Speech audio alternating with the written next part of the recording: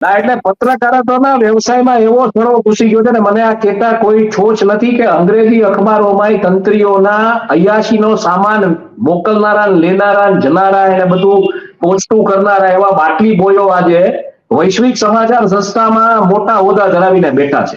એટલે મોરાલિટી છે કે આપણે કોઈ મોરલ પોલિસિંગ નથી કરવું, પણ 100% પત્રકારત્વમાં તમારે એવા જેને કહી શકો કે એવા બાટલી બોય કે આવા બધા જે હોય ને બેઝિકલી, અને એ બાટલી બોય પાછો એવો કે પોલીસ આરે પંગો કર્યો એક વખત રાતના બે ભાઈઓ આરે બધા, એ ત્રીજો નીકળો તો અને એના ટાટિયા તૂટી ગયા હતા, ચાલુ ગાડીએ કઈક પાઇપ ફેંકી પડ્યા હતા, ઓલા પોલીસની જીપ પાસે આવી એમાં પછી લંગડાતો બીજેપી આવ્યો હતો અહીંયા ઓફિસે. આવા બધા બાટલી બોયવા જે આંતરરાષ્ટ્રીય સમાચાર સંસ્થાનોમાં ગોઠવાઈ ગયા છે. એટલે આપણે ત્યાં હવે મોરાલિટી ચેક, પત્રકારોનું બેકગ્રાઉન્ડ ચેક બહુ સ્ટ્રોંગલી ને સ્ટ્રિંજન્ટલી કરવું પડશે કે આ ક્યાંય, એટલે તમારે સ્પષ્ટતા મેળવવી પડશે કે આ મૂળ શું છે ભાઈ. પત્રકારત્વના વ્યવસાયમાં તમને નેટવર્કિંગનો ચાન્સ મળે છે. એ નેટવર્કિંગને કારણે પછી શું છે કે બધા પૈસા બનાવવાના ચાલુ કરી દે છે. ચાદર પ્રમાણે 16 પ્રમાણે પગ પૂરા કરતા નથી કોઈ.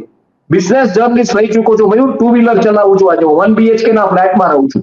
બિઝનેસ જર્નલિસ્ટ રહી ચૂકો છું ને બ્લૂમબર્ગ જેવી બ્રાન્ડમાં રહી ચૂકો છું. તારું તો એક સમાચાર કર્યા હોત તો શેર બજાર આખું હલાવી શક્યો